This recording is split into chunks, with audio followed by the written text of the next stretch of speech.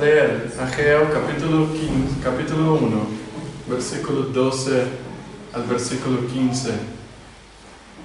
Dice así la palabra del Señor. Entonces Zorobabel, hijo de Salatiel, el sumo sacerdote Josué, hijo de Josadac, y todo el remanente del pueblo, obedecieron la voz del Señor su Dios. Y las palabras del profeta Ageo, como el Señor su Dios le había mandado. Y temió el pueblo delante del Señor. Entonces Ageo, mensajero del Señor, por mandato del Señor, habló al pueblo: yo estoy con vosotros, declara el Señor. Y el Señor despertó el espíritu de Zorobabel, hijo de Salatiel, gobernador de Judá, y el espíritu del sumo sacerdote Josué, hijo de Josadac, y el espíritu de todo el remanente del pueblo. Así que vinieron y comenzaron la obra en la casa del Señor de los ejércitos, su Dios, el día 24 del mes sexto, y en el año segundo del rey Darío. Vamos a orar. Señor nuestro Padre, nuestro Dios, te alabamos y te bendecimos, porque tú eres el Dios de toda la gloria. Tú eres el Dios que nos ha enviado tu Hijo Jesucristo a pagar todo por nuestros pecados. Pero no solamente nos ha pagado nuestra pena, nos has perdonado, pero también tú despiertas nuestro corazón, nuestra alma, nuestro espíritu, para que podamos vivir para tu gloria. Y Padre, en esta mañana nos acercamos delante de ti para pedir que despiértanos.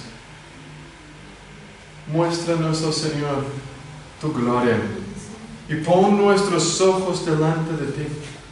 Ayúdanos a verte, a contemplarte. Señor, despierta en nosotros el hambre y sed solo de ti, solo de tu palabra. Y quita de nosotros, Señor, todas las distracciones, la apatía, la vergüenza. Quita de nosotros la frieza, la separación que hay entre tú y nosotros. Señor, por favor, te lo pedimos, que podamos vivir y servirte y comprometernos con tu gloria todo el tiempo de nuestro peregrinaje.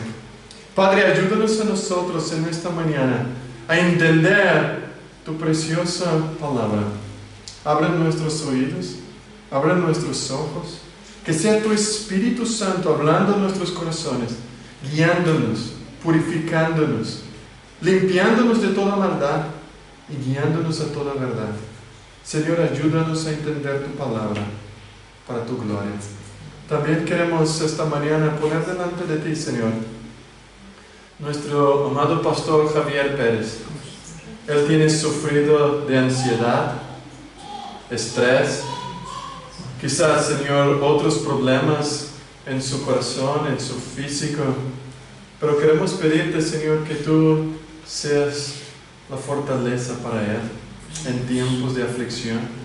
Que tú, Señor, puedes estar usando este tiempo de cansancio, de estrés, de fatiga, para mostrar a él tu gloria, tu poder. Para mostrar a él, Señor, que todo tú lo tienes en tus manos. Que todas las cosas están delante de ti desnudas. Señor, fortalece nuestro querido pastor y ayuda a él a perseverar, Señor, en medio de momentos de crisis, momentos de turbulencia, pero que su esperanza siempre esté afirmada en ti. Señor, guarda a él, su familia, sus hijas, su esposa, y guarda también la iglesia, Señor, en este tiempo que su pastor necesita un descanso, que ellos no sientan la falta de tu palabra y que puedan ser alimentados por hermanos que ahí están. Señor, alimenta a tu pueblo, porque no dependemos de hombres, no dependemos de personas. Tú levanta a quien tú quieres. Levanta, Señor, hombres para predicar tu palabra, para alimentar y proteger tu pueblo ahí en Sabadell. Bendice tu iglesia. Señor, también te damos gracias por la vida de nuestros hermanos Marcelo y Mara, que estos días completaron 20 años de matrimonios, 32 años, perdón, Señor, de matrimonio. Y ayer pudimos celebrar junto con ellos el matrimonio, el propósito de estar juntos. Te damos gracias, Señor, porque ellos pueden mostrar y ser un testimonio vivo de que el matrimonio no es fácil, pero con tu ayuda podemos vencer las batallas y las dificultades de la vida. Y te pedimos por ellos, que los pueda dar, Señor, según tu voluntad, el conocimiento de tu verdad, no solo para aplicar en sus matrimonios y en su vida personal, pero para que puedan poner sus vidas aquí delante de la congregación y comprometerse con tu pueblo.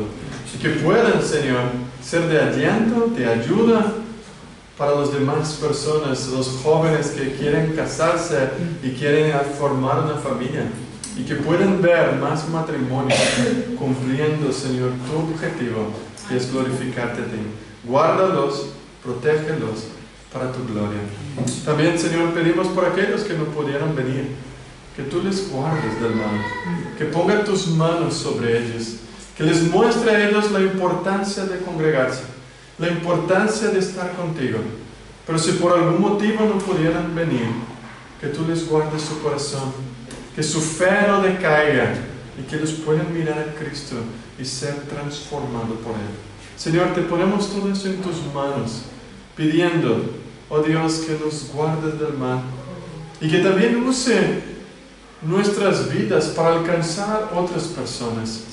Señor, ayúdanos a nosotros, aviva nuestro corazón, no solamente para tener una experiencia contigo, pero para ser luz y sal en un mundo oscuro, en un mundo donde no hay sabor. Ayúdanos a nosotros, Señor, tus hijos, prepáranos para iluminar, para glorificarte aquí en este mundo. Pero también, Señor, danos de nuevo, no solamente para proclamar tu verdad, pero para comprometernos los unos con los otros. Ayúdanos a entender el compromiso que tú demandas de tu pueblo. Ayúdanos a servirte. Ayúdanos, oh Señor, a negarnos a nosotros mismos y servir a tu iglesia. Padre, necesitamos de tu ayuda. Sin ti nada podemos hacer. Si tú no avivas nuestro corazón, si tú no cambias y no pongas el querer como el hacer, continuaremos en nuestra apatía, en nuestro sueño. Pero despiértanos, oh Padre, y avívanos para tu gloria. En el nombre de Jesús. Amén. Hermanos, este es nuestro segundo estudio acerca del libro de Ageo. Y espero que ustedes estén leyendo en casa este gran profeta. Aliás, es un pequeño profeta, es un libro pequeño, él es el profeta menor de entre los grandes profetas que tenemos en las Escrituras, como Ezequiel, Isaías, Jeremías. Pero es de suma importancia lo que este libro nos está enseñando. Es un libro que en primer lugar nos lleva a considerar nuestras prioridades. Y espero que esta semana que pasó ustedes pudieran examinar y considerar vuestras prioridades. Y que la principal prioridad debe estar en hacer la voluntad del Señor. Que nuestras decisiones estén fundamentadas en la prioridad de exaltar el nombre de Dios. Pero esta nación, a más de 2500 años atrás, ellos no tenían como prioridad el reino de Dios. No tuvieron por un momento. Dieron prioridad primeramente a ellos, a construir buenas casas, a construir sus vidas, y después querían servir a Dios. Ellos querían determinar el tiempo, no Dios. Por eso nuestro texto de hoy nos lleva a ver la necesidad urgente de arrepentimiento. Hay una necesidad, hermanos, de arrepentimiento, de arrepentirnos, de dejar a Dios en segundo plano, de dejar a Dios para después. Y luego nos quejamos de las consecuencias de haber dejado a Dios, de haber dicho a Él, te amo Señor, pero ahora no. Te amo, pero permítame primero servirme a mí mismo, servir a mi casa, servir a los míos. Por eso la pregunta que tenemos que hacer al leer estos versículos, ¿cómo está tu vida de arrepentimiento? ¿Cómo sabes que realmente te has arrepentido de tus pecados? Ageo nos dará una teología profunda de qué es arrepentimiento. No es simplemente un sentimiento, una emoción, algo que me lleva a sentir solamente culpa. El arrepentimiento verdadero me lleva a la acción, a compromiso. Me lleva a dejarme a mí mismo y servir a Dios. Por eso veremos cuáles son las marcas de un verdadero arrepentimiento bíblico. Porque el arrepentimiento no es un remordimiento. El verdadero arrepentimiento no dice disculpa. Porque la palabra disculpa es yo no tengo la culpa. El otro tiene. Esto es lo que dice Adán y Eva. Ella tiene la culpa. Y Eva dice, ella tiene la culpa. Y la serpiente no tenía a quien acusar. Nosotros cuando nos arrepentimos debemos decir, yo tengo la culpa. Y las consecuencias de mi culpa son justas. Porque he abandonado al Creador. Y son justas. Por eso hemos visto, hermanos, en la semana pasada, que esta profecía ocurrió durante el segundo año del rey Darío. Deja abierta tu Biblia en el libro de Ageo, no lo cierres. Ageo dice, mira el capítulo 1, versículo 1. En el año segundo del rey Darío, en el mes sexto, en el primer día del mes. Ageo, en primer lugar, no es solamente un profeta, pero él sabe decir la fecha correcta de las circunstancias. Él está diciendo, la fecha es esta, el día exacto, solo nos faltó decir la hora que pasó. Pero no era tan importante, ya tenemos el día. Pero en el día tal, en el día del mes, en el primer día del mes sexto, vino palabra del Señor a este profeta. Pero ¿qué es lo que estaba pasando en este tiempo? Bueno, hemos visto que en el año 586, aproximadamente, ¿no? El rey Nabucodonosor, este gran imperio babilónico, viene y arrasa y destruye toda Jerusalén. Ya habían llevado todo el pueblo del norte como esclavos en el año 700. 200 años después, ahora vienen y acaban con lo que faltaba del pueblo de Israel. Solo teníamos aquí la tribu de Judá, que estaban en Jerusalén, que era la tribu de Judá, dos tribus básicamente, pero este pueblo ya habían abandonado a Dios. Ya habían vivido vidas para ellos mismos. Y Segundo de Reyes nos dice, esto ha pasado por mandato de Dios mismo, para quitar de su presencia un pueblo que Él había escogido, para poner su precioso nombre en medio de ellos. Pero ellos han pecado los pecados de Manasés por la sangre inocente que habían derramado, llenando las calles en Jerusalén, y por lo tanto el Señor no quiso perdonarles. Esto es fuerte, porque este pueblo que Dios había elegido para poner su nombre le había abandonado, le había dejado. Y ahora estas personas pasaron 70 años en Babilonia. Y durante estos 70 años que nosotros vemos, se acostumbraron con la vida en Babilonia. Se acostumbraron en vivir una vida, yo soy hijo de Dios, pero ahora estoy exilado, soy esclavo de una nación incrédula, impía, donde Dios no era el centro. Y se acostumbraron. Pero el rey Ciro viene y derrota Babilonia más o menos en el año 540. 40 años casi después, 50 años después que Babilonia había conquistado Jerusalén. Ahora viene el rey de Persia y él conquista los mayores reinos y él destruye Babilonia. Ahora Ciro es el gran rey. Ahora él es el dueño del mundo, digamos así. Él tiene reinos más fuertes. Pero en el reino más fuerte, el Señor hace algo tremendo. Y Esdras nos narra de la siguiente manera. En el primer año del reinado de Ciro, rey de Persia, mira qué pasa. El Señor dispuso el corazón del rey para que éste promulgara un decreto en todo su reino, y así se cumpliera la palabra del Señor por medio del profeta Jeremías.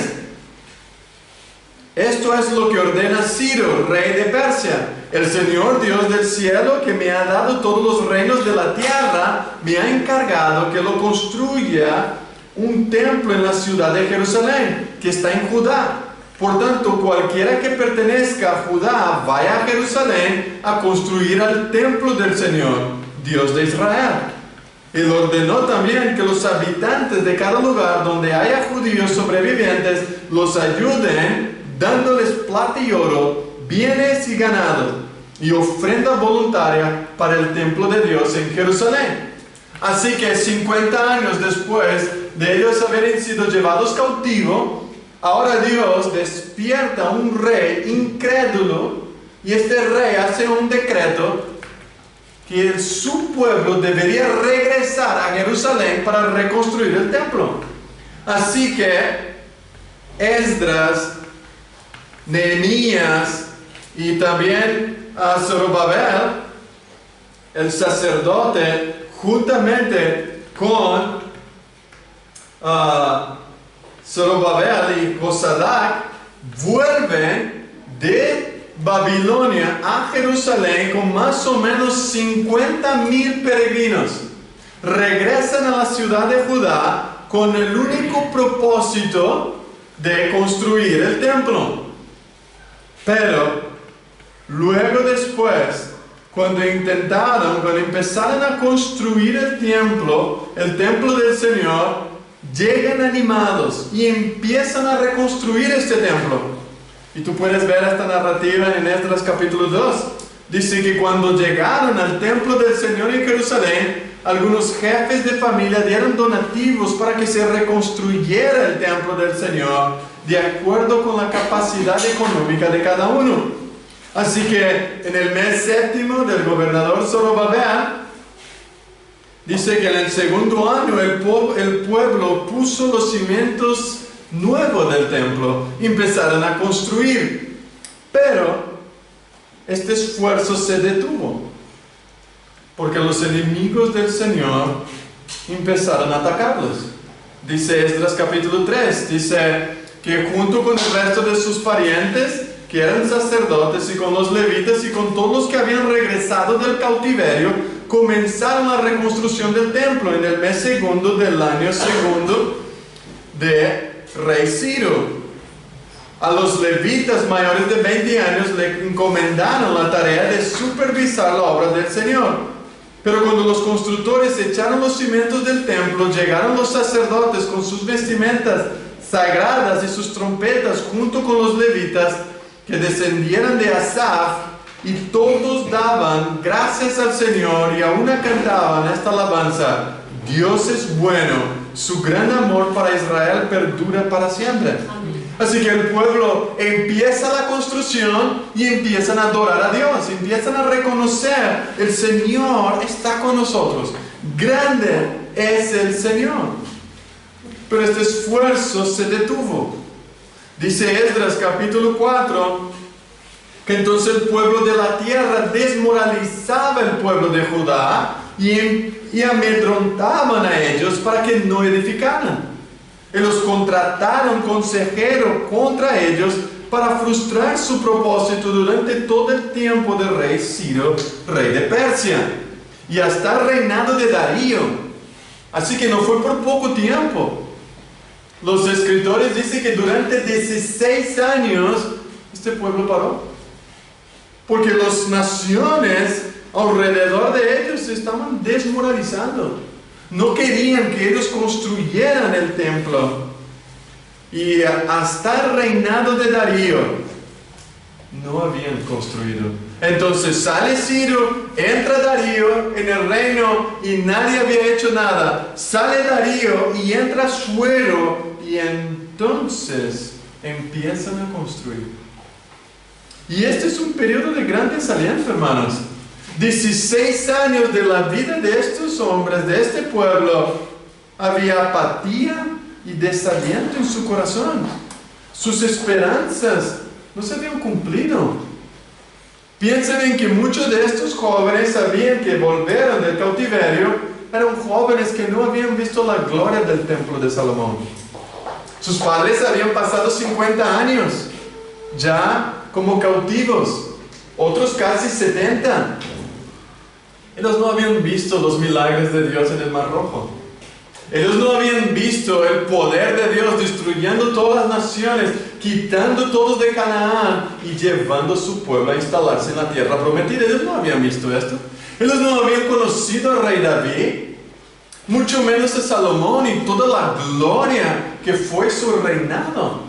Ellos no podían ver a David saliendo en las batallas y venciendo todas las naciones alrededor. Pero ellos escuchaban de este Dios. Y ellos sabían que era el mismo Dios que ahora le estaba pidiendo para que reconstruyera el templo. Era el mismo Dios, pero con un pueblo diferente. Pero este pueblo había visto que sus padres habían abandonado a Dios. Y por causa de su abandono, fue justo que Dios los llevara cautivo. Fue justo que Dios los llevara por más de 50 años a estar en cautiverio.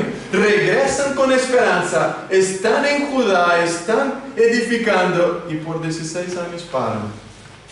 Ya no empiezan a construir. Y es interesante que cuando tú lees estos versículos del capítulo 1, por ejemplo, tú piensas, bueno, para nosotros es un minuto leer, ¿verdad? En 3 minutos tú lees todo el capítulo 1. Pero dentro de este capítulo hay casi 20 años de diferencia. 20 años en que este pueblo estaba apático, frío, duro. Un pueblo en que su principal función no estaban haciendo. Su prioridad habían dejado de lado. Porque prefirieron escoger la prosperidad y la comodidad de la vida. Prefirieron vivir para ellos, construir sus casas. Por tanto, la tragedia del exilio que habían ido no fue solo la eliminación de las personas de la tierra y la destrucción de la ciudad del templo, sino que la mayor tragedia fue que estos habitantes dejaron de amar a Dios. Dejaron de poner a Dios en primer lugar. Y Dios en respuesta a esto los abandona. Es lo que hemos leído en Proverbios. El Señor extiende su mano, pero el pueblo no lo quiere. Lo rechaza una y otra vez. Entonces Él dice, entonces las calamidades que están escritas en el libro de la ley vendrán sobre vosotros. Lo que ustedes esperan, vendrán. Porque no atendieron a mi reprensión. Por eso la semana pasada hemos dicho, piensen bien. ¿Qué es lo que estamos haciendo? Considere tu camino. Considere tus prioridades. Porque la reconstrucción del templo no era solo las paredes que Dios les importaba. No era aquel lugar. La reconstrucción simbolizaba y significaba que Dios estaba entre ellos. Que Dios era el todo. Reconstruir el templo de Dios simbolizaba su gobierno en la vida de estas personas. Y es lo mismo, hermanos, trayendo para hoy, la iglesia de Jesucristo es el lugar donde Él se manifiesta, donde Él se revela. a los que no pertenecen a ninguna iglesia, quieren decir que Dios no gobierna mi vida, soy yo mismo. El que rechaza la iglesia de Cristo rechaza a Él mismo. Si se acuerdan, Pablo, él perseguía la iglesia de Jesucristo en Jerusalén y Dios, Jesús, se le detiene y dice: Pablo, ¿por qué me persigues? Y Pablo no entendió, porque no estaba persiguiendo a Jesús, él estaba persiguiendo a su pueblo. Pero Jesús se identifica con su pueblo. Es mi pueblo, es mi casa. Pero también hemos visto que Dios, del versículo 4 al 11, Dios disciplina la desobediencia de sus hijos. Él no abandona, y esto es una diferencia, hermanos. A los hijos de Dios, Dios no abandona, sino que Dios disciplina. Dios corrige, Dios transforma para que puedan ver que la apatía de ellos era la apatía hacia Dios.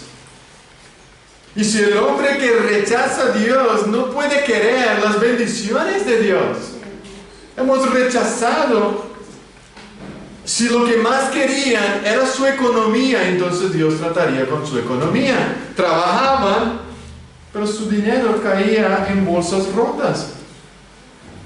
Dice en el versículo 6, sembráis mucho y recogéis poco, coméis y no os saciáis, bebéis y no quedáis satisfechos, vestís y no os calentéis, y el que trabaja el jornal recibe su jornal en saco roto. No prosperan, no pueden crecer, porque han abandonado a Dios. A los incrédulos, Dios les permite prosperar, porque este es su Dios.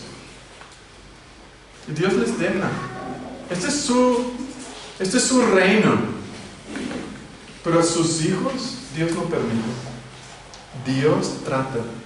Y Dios hace con que a veces nuestros sueldos no lleguen al final del mes, para mostrar que quizás estamos amando más el dinero que a Dios mismo. Y estamos manejando mal nuestra relación con el Señor. Pero Ageo va a la raíz del problema. Y la raíz es el corazón del pueblo que se había enfriado. Cuando vemos el dinero perdiendo rápidamente su valor, era el enfriamiento de este pueblo. Ellos habían abandonado al Señor, pero la reconstrucción de este edificio era una declaración pública que todavía querían y valoraban a Dios. Reconstruir, trabajar para el Señor. Por eso ese mensaje de Ageo es para nosotros. Y tiene de importancia muy relevante para ti y para mí, que es nuestra devoción correcta hacia el Señor. El Señor demanda la obediencia, no es algo opcional. Es una demanda para nosotros. Por eso, en primer lugar, algo hay que pasar en nuestras vidas para que podamos obedecer. Si los versículos del 1 hasta el 11 nos muestran ellos su pecado y la justicia de Dios, en estos versículos siguientes, algo pasa con este pueblo. Hay un significado muy importante, que la primera reacción de este pueblo fue oír. Y dice que entonces en el versículo 12 dijo Zorobabel, Josué y todo el remanente del pueblo obedecieron a la voz de Dios y a la voz del profeta. Y esto es la audiencia, aunque eran pocos, 50,000, ellos estaban agotados y tenían poco que mostrar. Hermanos, si a veces nuestro pecado lo que lleva es una indiferencia y confusión hacia la palabra de Dios. El enemigo, Satanás, la primera cosa que él hará con nuestras vidas, como lo hizo con Adán y Eva, es confundir la palabra del Señor. Es no querer que tú escuches la voz clara de Dios.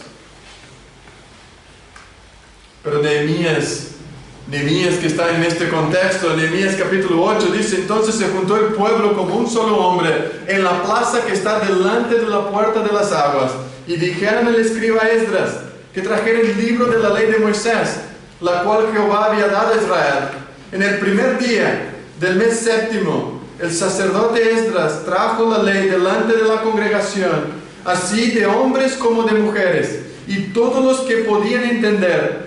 Desde el alba hasta el mediodía, leyó el libro delante de la plaza que está delante de la puerta, en presencia de hombres y mujeres y todos los que podían entender, y los oídos de todo el pueblo estaban atentos al libro de la ley. Hermanos, después de que el escriba Esdras leyó el libro de la ley, entonces hubo un avivamiento. No antes. Para que haya un avivamiento, necesita haber un regreso a la palabra de Dios. Necesita un movimiento radical de dejar la voz de los hombres y escuchar la voz de Dios. No fue provocado por un sentimentalismo, ni tampoco por falsas promesas de prosperidad y lujo, sino un avivamiento inspirado por la palabra. Es la palabra de Dios que debe inflamar nuestros corazones. No son experiencias, hermanas. No es un sentimiento nuevo. Lo que tenemos hoy en día en nuestro mundo evangélico es un despertar emocional romantizado. Sentimentalismo, ritualismo, moralismo. Es una copia cristiana. No es el cristianismo puro. Porque las personas no quieren volverse a la palabra. Las personas prefieren llorarse, gritar, desesperar, pero no regresar a la palabra. Infelizmente, hermanos, eso no es un verdadero avivamiento.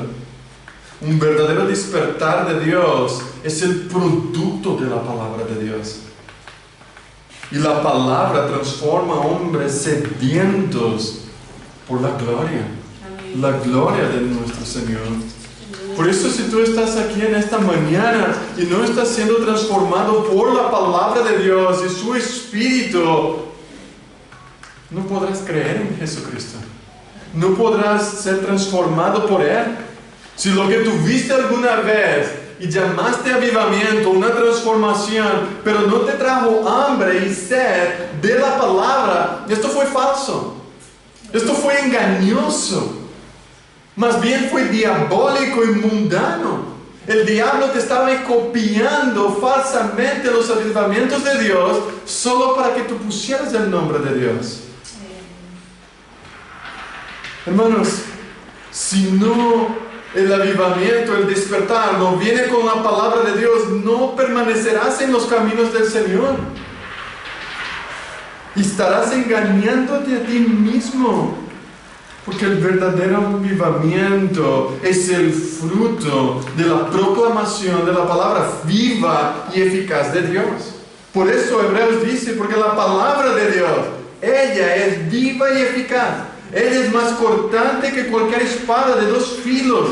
Es la palabra que penetra hasta la división del alma y del espíritu, y las coyunturas y los tuétanos, y es poderoso para discernir los pensamientos y las intenciones del corazón. Es la palabra, no es otra cosa. Pedro nos dice en el capítulo 1 de 1 de Pedro, pues habéis nacido de nuevo, no de semiente corruptible, sino de incorruptible, por medio de la palabra de Dios, que vive y permanece. Es la palabra de Dios que es viva y penetra en nuestro corazón. Y ella no vuelve vacía cuando ella es aplicada correctamente. Hermanos, la historia del cristianismo, comenzando desde Ageo, Esdras, Nehemías, Zacarías, lo que antecede el avivamiento es una sequía, apatía, frialdad, indiferencia hacia Dios y su palabra. Pero cuando el Señor levanta profetas a proclamar su verdad, hay una nueva hambre y sed por la verdad, pero también hay una nueva lealtad hacia la palabra de Dios, un nuevo vivir por la palabra, y esto ocurre cuando el Señor despierta a su pueblo. Amén. Es cuando la palabra de Dios es la que da fruto en nuestra vida, es la fuente, es la palabra. Es cuando la palabra de Dios es retomada a su debido lugar, es cuando la iglesia es despertada. es cuando su pueblo vuelve a responder. Por eso mi pregunta para ti y para mí: ¿cómo estás tratando el libro de Dios? ¿Cómo tratas este libro? ¿Es tu meditar de día y de noche? ¿Es la fuente donde busca a Dios? ¿Es tu mayor deseo? ¿Cómo te relacionas con la palabra de Dios? ¿Cómo tratas?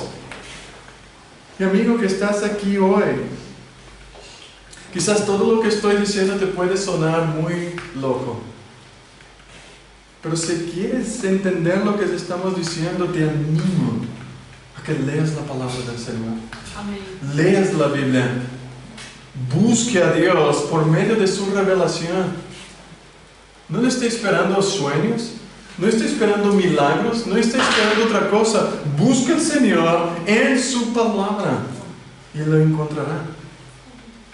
En segundo lugar, lo que vemos cuando el pueblo escucha la voz de Dios, le inclina su oído a escuchar, es un temor reverente. Es obediencia. Dice el versículo 12, parte B, dice: obedecieron al Señor su Dios. Acataron las palabras. La verdadera manifestación que estamos escuchando la voz de Dios es que le obedecemos. Es la reacción del pueblo después de escuchar, fue obedecer. Cuando la palabra de Dios llega hasta el corazón, ella produce obediencia. Nosotros éramos hijos de desobediencia. Nosotros éramos personas que desobedecíamos a Dios y queríamos obedecer a nosotros mismos. Y aquí hay una imagen de lo que la Biblia llama arrepentimiento. El arrepentimiento, observe sus varios aspectos. Cuando una persona realmente se arrepiente de sus pecados y viene a Cristo, en primer lugar, ella quiere obedecer a Dios. Él reconoce su estado de desobediencia. Hermanos, tú y yo hemos desobedecido a Dios durante mucho tiempo. Hemos vivido en desobediencia, nacemos en desobediencia, pero no debemos permanecer en esta desobediencia. Y desobediencia, desacato, es no poner en prioridad el reino de Dios. Esto es una gran desobediencia. Pero este pueblo no solo obedeció a Dios. El verdadero arrepentimiento es temer. Temer al Señor, quién Él es, cómo Él es. La obediencia es el deber que Dios exige de todo el ser humano. Es obediencia a su voluntad. Es obediencia a su nombre. Gruden nos dice: es un dolor de corazón por el pecado, una renuncia de pecar y un compromiso sincero de abandonar mi camino para obedecer a Cristo, para servirlo, para ponerme a disposición y dirección de Dios mismo. Por eso la vida cristiana es un constante obedecer. Pero esta obediencia viene por conocer quién es nuestro Señor. El principio de la sabiduría es el temor del Señor. Amén. Si no lo tenemos, no sabemos quién Él es. Mucha gente vive como vive porque no teme que el Señor les juzgará. O le juzgará hoy o en el último día. Hermanos, este Dios que servimos, Él es el juez de toda la tierra. Y Él no tendrá por inocente al culpable.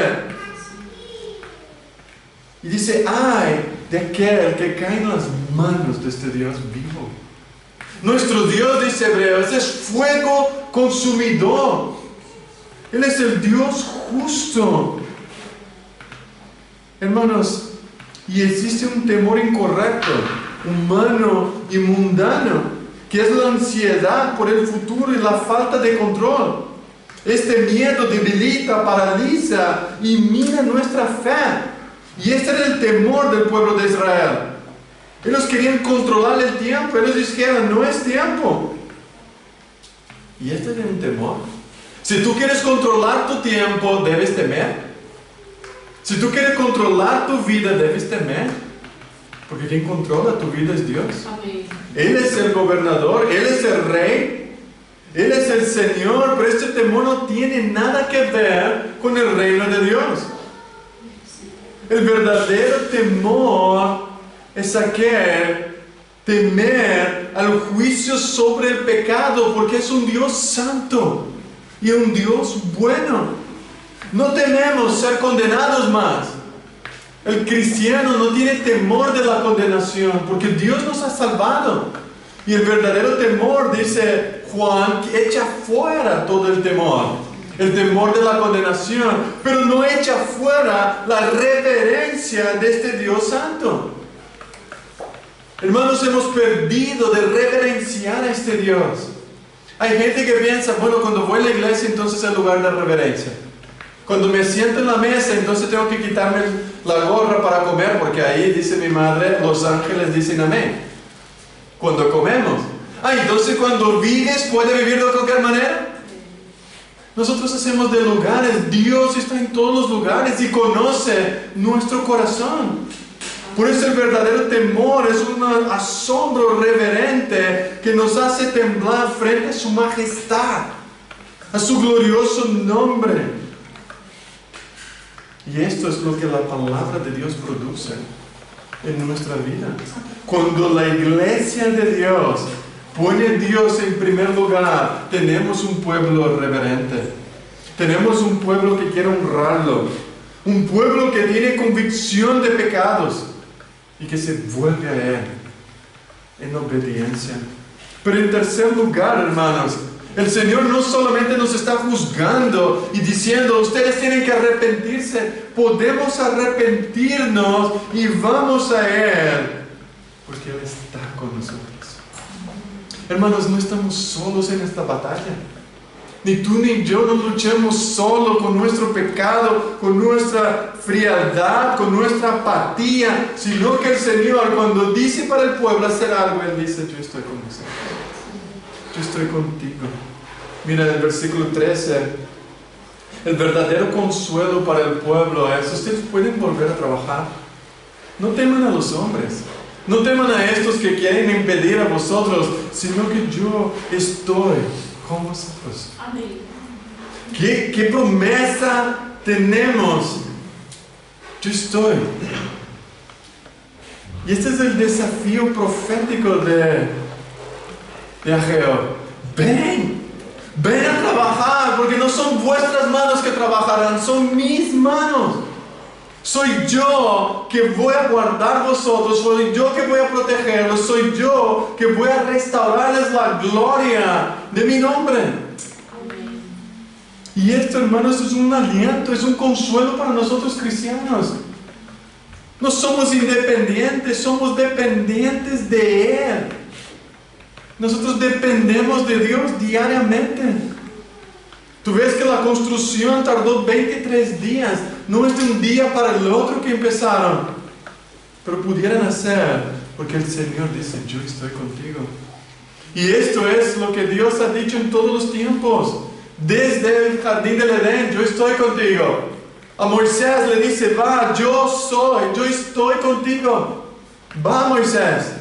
A Isaías él dice, así que no temas, porque yo estoy contigo, no te angusties, porque yo soy tu Dios, te fortaleceré y te ayudaré y te sostendré con mi diestra victoriosa. Todos los que se enardecen contra ti, sin duda, serán avergonzados y humillados. Los que se oponen serán como nada, como si no existieran.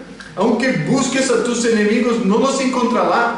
Los que te hacen la guerra serán como nada, como si no existieran, porque yo soy el Señor tu Dios, que sostiene tu mano derecha. Yo soy quien te dice, no temas, yo te ayudaré. No temas, oh gusano Jacob, pequeño Israel, afirma el Señor, porque yo mismo te ayudaré. El Santo de Israel es tu Redentor. ¿Qué promesa tenemos? Y esta promesa, hermanos, se hizo evidente cuando Emmanuel vino a esta tierra. Jesús el vino.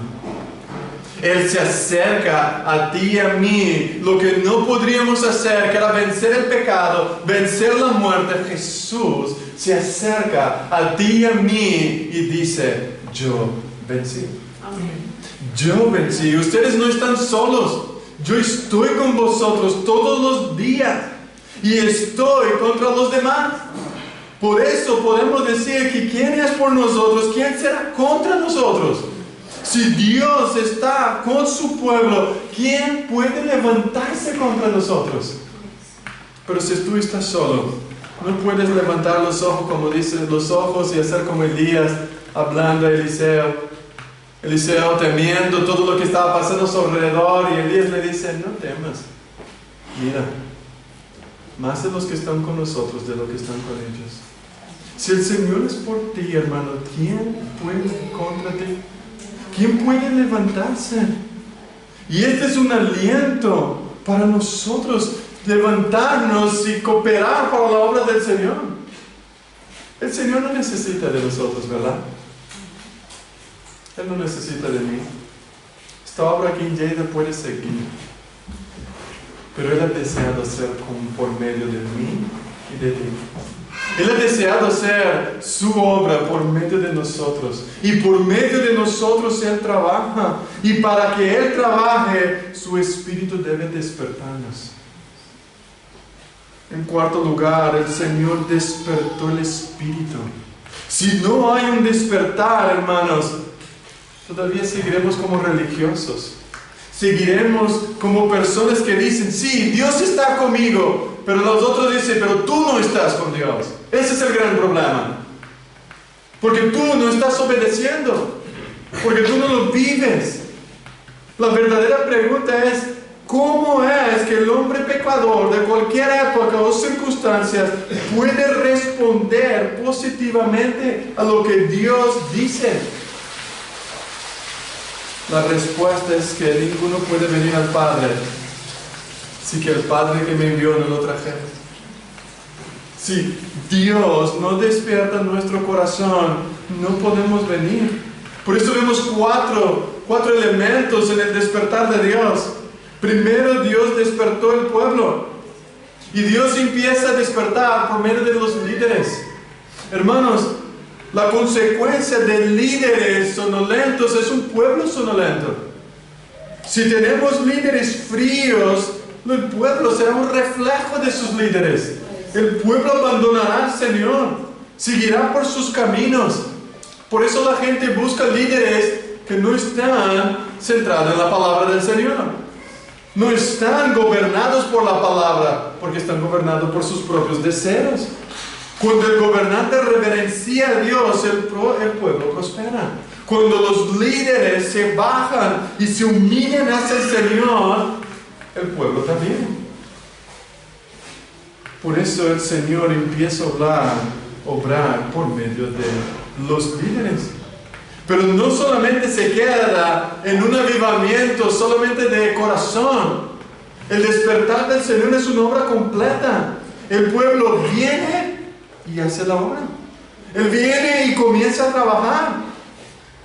El pueblo no dijo: la construcción de la casa de Dios es algo que le corresponde al sacerdote. El pueblo podía decir: la iglesia, que se quede conmigo, que se quede con los líderes de la iglesia. No es mi responsabilidad, más bien nosotros pagamos. Es esto lo que la mayoría de la iglesia dice. Yo pago a un pastor y la responsabilidad es todo de él. Pero la Biblia dice lo contrario. No fue solo el sacerdote, no fue solo el gobernador que vino a trabajar, fue todo el pueblo. Así que tenemos que cambiar el chip.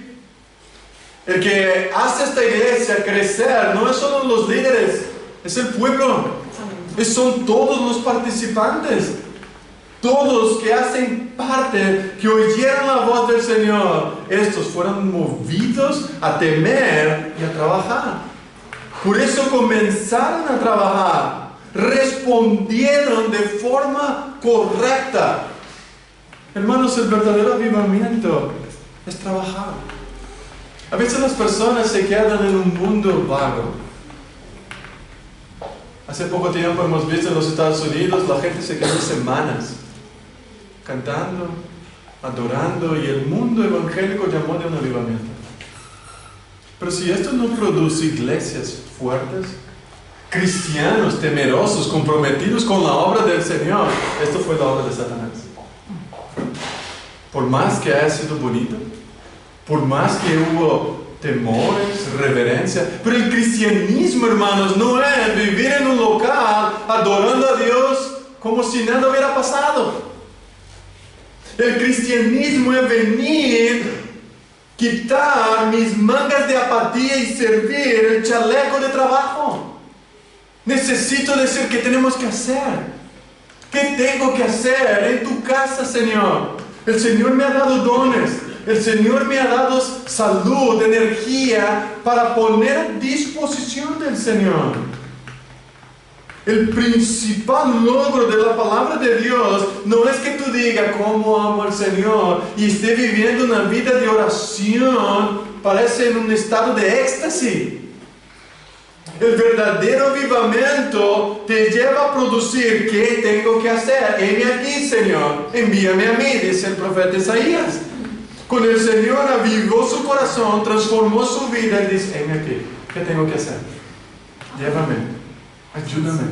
Cuando el Espíritu Santo bajó sobre los apóstoles, eran 12 y transformaron el mundo. 12 personas llenos del Espíritu Santo salieron del aposento alto. Cuando el Señor viene sobre la vida de las personas, ellos salen de su aposento y ponen manos a la obra y empiezan a proclamar con verdad, con denuedo, con valor y valentía. Y tienen un compromiso con la gloria y el evangelio del Señor Jesucristo. Y esto es lo que tiene que pasar conmigo y contigo, hermanos. Cuando el Espíritu Santo viene sobre nuestras vidas, negamos a nosotros mismos y regresamos a Sion para construir el templo del Señor, para trabajar para su reino y para su gloria. El Espíritu Santo es aquel que me quita de mi comodismo y me lleva a la acción, a trabajar. El pueblo no se hizo de desatendido. Ellos escucharon al Señor, porque es muy fácil decir, Señor, yo te amo, pero envía a ella.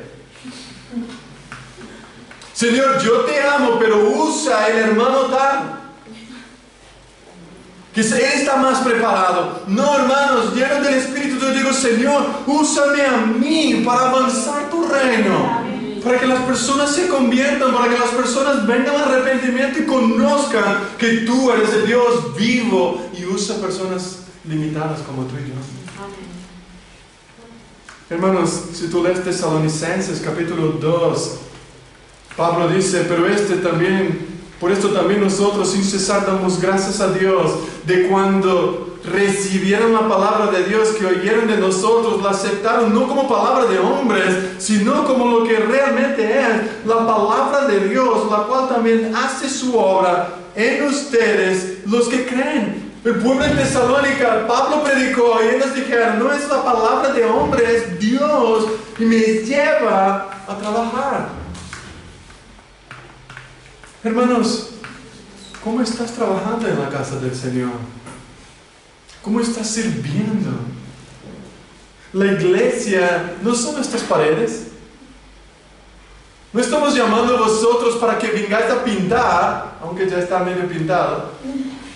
No estamos llamando a ustedes para venir y digo, vale, mañana yo vengo, lunes, y vengo a ayudar a José Ramón a poner aquí el altar. No, no es esto.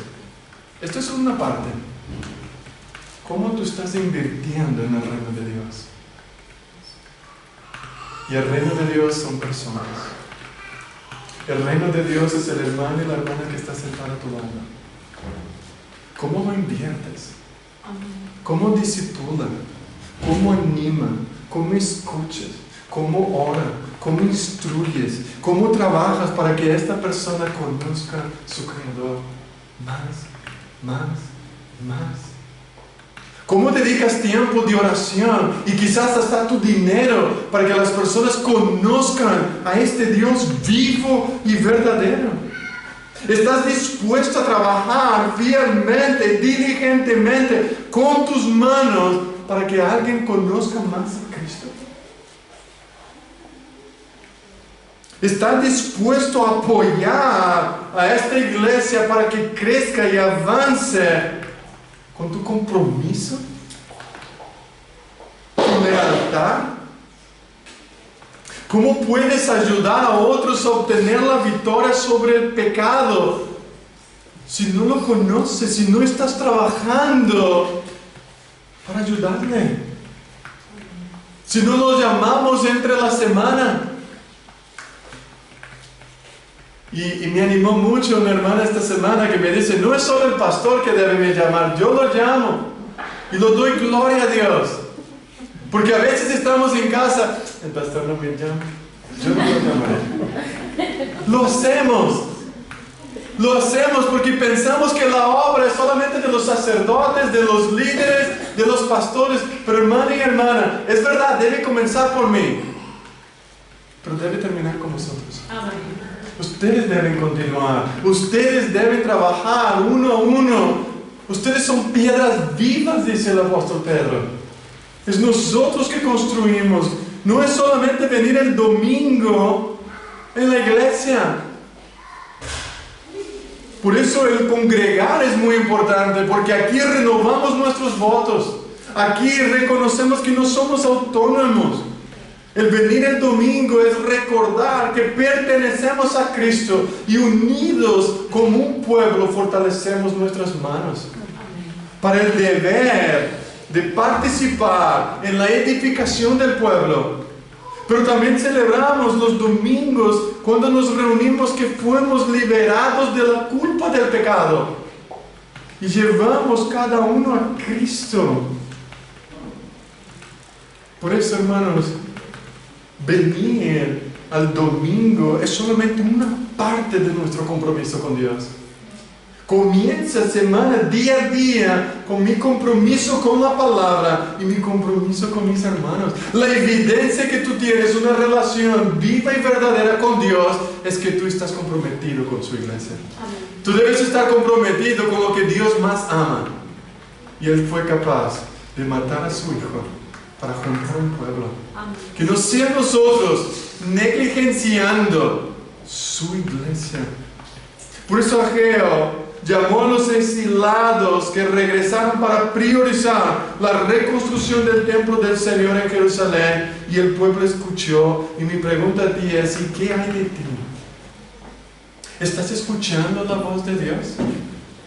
¿Cómo ves tus prioridades? ¿Es el crecimiento, madurez y fortalecimiento de esta iglesia tu prioridad? ¿Vida en qué está invirtiendo tu vida? Permítame sugerir 5 ayudas sencillas que nos ayudarán a cultivar una vida que adora al Señor. En primer lugar, hermanos, estudia la palabra. Estudia la palabra de Dios. Tome en serio este libro de la vida. Tome en serio ese libro que debe estar el centro de tu vida.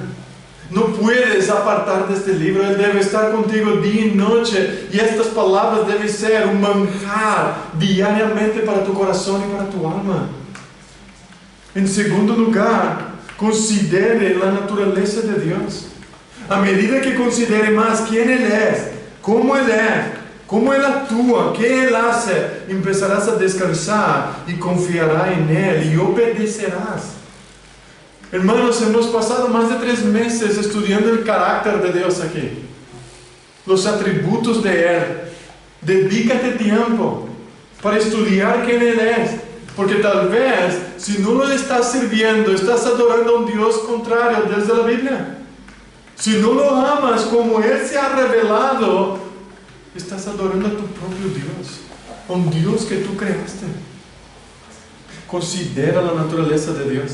En tercer lugar, ore para que Dios despierte su afecto por Él. Ore para que Él transforme tu corazón, para que Él deshagas el pecado, Él que quite el poder del pecado en tu vida y quite la frialdad y te haga ser un hombre y una mujer dispuestos a servirle.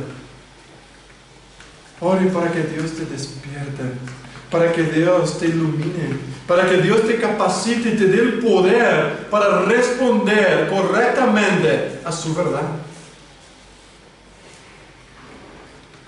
En cuarto lugar, busque personas para rendir cuentas. Busque personas sabias, hermanos y hermanas piadosos que te rodean, para decir, ¿puedes ayudarme a crecer? ¿Puedes discipularme? ¿Puedes guiarme en la palabra? Yo no la entiendo. Yo tengo cosas en mi vida y necesito ayuda. Busca ayuda, hermanos. No te quedes solo. Busque a alguien que te pueda ayudar a caminar para el Señor. En quinto lugar, ore para que Dios le dé oídos para escuchar mejor su palabra. De modo que no solo hay un oído para oír, sino también la voluntad de escuchar y practicar la instrucción recibida. Porque debes pensar que es más importante para Dios, para toda tu vida, que es lo que Él quiere. Ore para que Dios dé oído a los demás hermanos. Que no solamente vengan el domingo y dicen, wow, Igor ha pasado 1 hora hablando, no entendí nada. Hermanos, que no sea una hora pesada.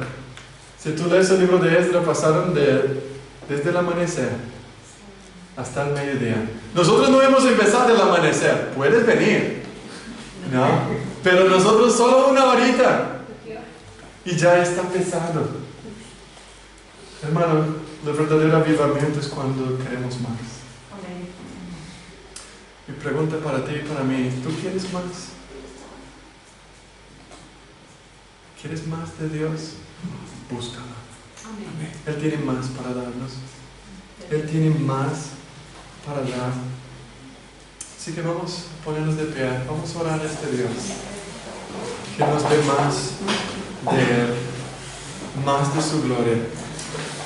Y oremos para que nuestra iglesia cultive una vida de compromiso entre su pueblo. Y que regularmente haya convicción de pecados y luchemos los unos por los otros para buscar más de este Dios. Vamos a orar. Oh Dios, tú eres más alto, más profundo, más grande de lo que podemos pedir, de lo que podemos pensar. Tú eres más precioso, Señor, de lo que hemos experimentado hasta ahora. Pero no queremos quedarnos solo lo que hemos recibido hasta ahora. Queremos más.